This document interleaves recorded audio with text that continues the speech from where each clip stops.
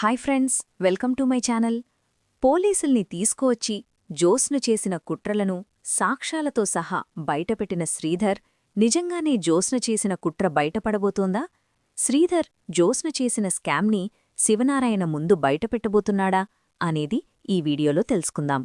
Twist చాలా ఇంట్రెస్టింగ్గా ఉండబోతోంది. చివరి వరకు మిస్ కాకుండా చూసేయండి. స్వప్న తీసుకొచ్చిన ఫైలు, పెన్ డ్రైవర్ చూసి అప్పుడే ఇక శ్రీధర్కి అర్థమైపోతుంది. కాశీ జోస్నతో చేతులు కలిపి జోస్న తన కుట్రలు బయటపడకుండా ఉండాలని తనని అరెస్టు చేయించిందన్న విషయం తెలుసుకుంటాడు. నా అల్లుడు, మేనకోడలు ఇద్దరూ కూడా నన్ను అరెస్టు చేయించి నా పరువు తీశారు, ఇప్పుడు అర్థమవుతోంది అని అంటూ శ్రీధర్ అయితే ఫైలు, పెన్ డ్రైవర్ పట్టుకొని బయల్దేరతాడు. ఎక్కడికి వెళ్తున్నారు అని అడుగుతూ ఉంటుంది కావేరి. ఎక్కడికి వెళ్లాలో, ఎవరి ముందు ఈ నిజాల్ని బయటపెట్టాలో అక్కడికి వెళ్తున్నాను అని అంటూ శ్రీధర్ అయితే బయల్దేరతాడు. ఇక ఇంతలో శ్రీధర్ వెళ్ళిపోయిన తర్వాత అల్లుడు ఇంత నమ్మకద్రోహం చేస్తాడని అసలనుకోలేదే అని బాధపడుతూ ఉంటుంది కావేరి. స్వప్న కూడా ఏడుస్తూ ఉంటుంది. ఇక ఇదంతా ఇలా జరుగుతూ ఉండగా కార్తీకదీప శివనారాయణ ఇంటికైతే వస్తారు. వచ్చిన తర్వాత శివనారాయణ, దశరథ అలాగే సుమిత్ర హాస్పిటల్ ఫైల్ తీసుకుని, రే, ఈ ఫైల్ ఎందుకు నువ్వు కార్లో వదిలేశావు? అసలీ ఫైల్లో ఏముంది అని అడుగుతూ ఉంటాడు. ఏముంది తాత, ఏమీ లేదనే కదా చెప్పింది, మళ్ళీ అడుగుతారేంటి అని అంటూ ఉంటాడు శివనారాయణ్ణి. కార్తీకైతే, అప్పుడే ఇక మరి కార్లో వదిలేశావేంటి, లోపల పెట్టకుండా? అసలు దీంట్లో ఏముందని తెలుసుకోడానికి డాక్టర్ ఎవరా అని నేను చూశాను. హారిక అనే పేరుంది, డాక్టర్కి ఫోన్ చేశాను, తను మొత్తం చెప్పేసింది అని అంటూ ఉంటాడు శివనారాయణ. అప్పుడే ఇక పారిజాతమైతే, ఏంటి, మీ తాత ఆ ఫైల్ని పట్టుకుని వాడేదో తప్పు చేసినట్టు అలా గుచ్చిగుచ్చి అడుగుతున్నాడేంటి, అసలా ఫైల్లో ఏముందంటావు అని అంటూ ఉంటుంది పారిజాతం. నాకేం తెలుసుకోరాని ఆ ఫైల్లో ఏముందో అని అంటూ ఉంటుంది జోస్న.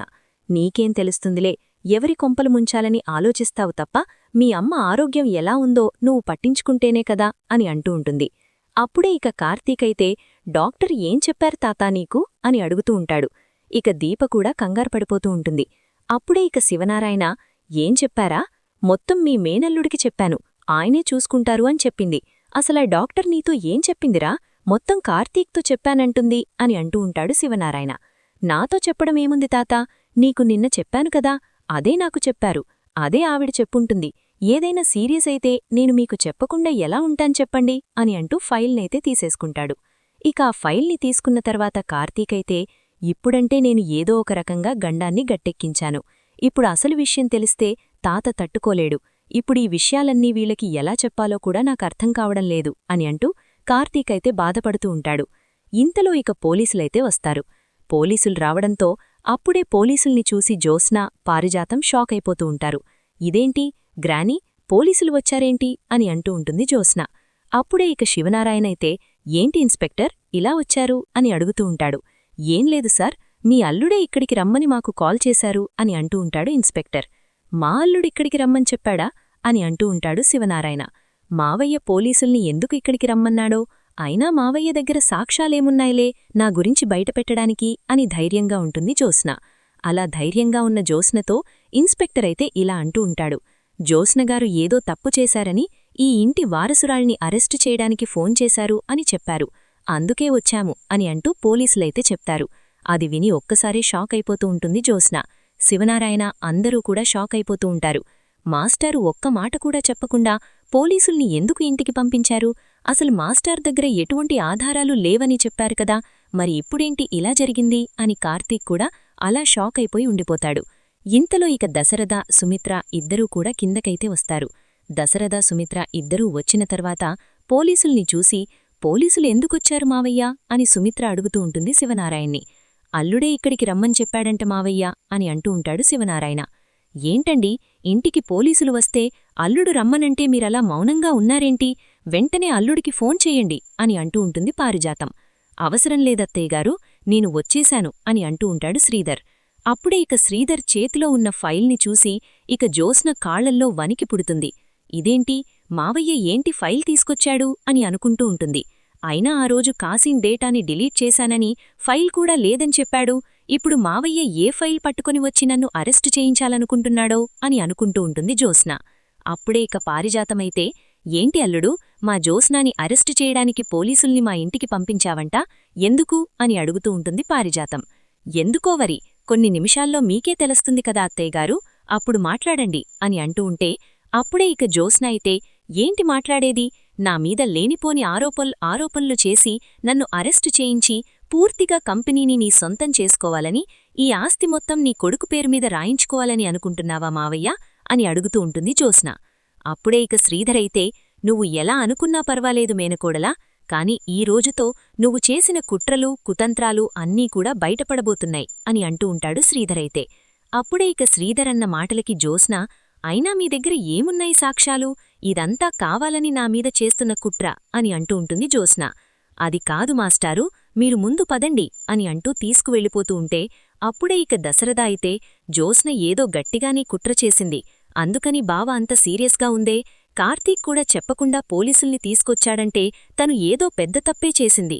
ఆగు కార్తీక్, మీ నాన్నని ఎందుకు నువ్వు బలవంతంగా బయటికి పంపించాలనుకుంటున్నావు, మీ నాన్న చెప్పేదేదో చెప్పనివ్వు అని అంటూ ఉంటే వద్దు మావయ్య, తర్వాత మాట్లాడుకుందాం అని అంటూ ఉంటాడు కార్తీక్. తరువాత ఏమీ లేదురా, ఇప్పుడే మాట్లాడాలి, ఇక్కడే తేల్చాలి అని శివనారాయణ కూడా అంటూ ఉంటాడు. చెప్పు శ్రీధర్, అసలు జ్యోత్స్నాని ఎందుకు అరెస్టు చేయించాలనుకున్నావు, తను కుట్ర చేసిందని అంటున్నావు కదా, దానికి సాక్ష్యాలేంటి అని అంటూ ఉంటే సాక్షి ఈ ఫైలు ఈ ఫెండ్రైవరే మావయ్యగారు, ఒక్కసారి వీటిని చూడండి అని అంటూ ఉంటాడు శివనారాయణతో శ్రీధరైతే. అప్పుడే జ్యోత్స్న అయితే చూడాల్సిన అవసరం ఎవ్వరికీ లేదు, మా తాతకి నామీద నమ్మకం లేదనుకుంటున్నావా, నువ్వు కావాలని మళ్ళీ నేను ఎక్కడ సీఈఓ సీట్లో కూర్చుంటానని నా మీద నిందలు వేస్తున్నావు మావయ్యలా నువ్వు అని అంటూ ఉంటుంది జ్యోత్స్న. ఎవరిమీద ఎవరు నిందలు వేస్తున్నారో, ఎవరి కంపెనీని ఎవరు నాశనం చెయ్యాలనుకుంటున్నారో మొత్తం తెలిసిపోతుంది జ్యోత్స్న, ఎందుకంత హడావిడి చేస్తున్నావు అని అంటూ ఉంటాడు శ్రీధర్. ఫైల్ అయితే ముందు శివనారాయణ చూస్తాడు. శివనారాయణ ఫైల్ని చూసి ఒక్కసారే షాక్ అయిపోతూ ఉంటాడు.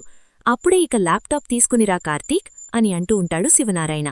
తాత అది వెళ్ళి ల్యాప్టాప్ తీసుకురా అని అంటూ ఉంటే అప్పుడే ఇక కార్తీక్ వెళ్లి ల్యాప్టాప్ అయితే తీసుకొస్తాడు. ఇక ల్యాప్టాప్ పెన్డ్రైవర్ పెట్టి మొత్తం దాంట్లో ఉన్న అకౌంట్స్ అన్నీ కూడా చూస్తాడు శివనారాయణ. చూసి ఒక్కసారి అలాగే కుప్పకూలిపోతాడు. తర్వాత దశరథ ఫైల్ని చూస్తాడు. ఇక దశరథ కూడా ఫైనల్ని చూసి షాక్ అయిపోతూ ఉంటాడు. అప్పుడే ఇక సుమిత్ర అయితే ఏంటండి, ఏముంది దాంట్లో, ఎందుకు మావయ్యగారు మీరలా షాక్ అయిపోతున్నారు, అన్నయ్యా ఏంటన్నయ్యా అవి అని అడుగుతూ ఉంటుంది సుమిత్ర. మీ కూతురు జ్యోత్స్న చేసిన కుట్రమ్మ, తన కంపెనీలోనే కొన్ని కోట్ల స్కామ్ చేసింది మీ కూతురు జ్యోత్స్న అని శ్రీధరైతే చెప్తాడు. ఇక ఆ మాట విని ఒక్కసారి సుమిత్ర షాక్ అయిపోతూ ఉంటుంది. అప్పుడే ఇక పారిజాతమైతే పిచ్చి పిచ్చి మాటలు మాట్లాడకలడు, ఈరోజు సీఈఓ సీట్లో కూర్చున్నాను కదా అని ఇష్టం వచ్చినట్లు మాట్లాడుకో, మా మనవరాలు అలా ఎందుకు చేస్తుంది, ఏదో వాళ్ల అమ్మ పేరున చిన్న సైటుకుంది, అంతమాత్రాన ప్రతీదీ కూడా మా మనవరాలే కొట్టేసిందంటే ఎలా కుదురుతుంది అని అంటూ ఉంటుంది పారిజాతం. అప్పుడే ఇక శ్రీధరైతే సాక్ష్యాలతో సహా ఉన్నాయి మా అత్తయ్యగారు, మీరేమీ మీ మనవరాల్ని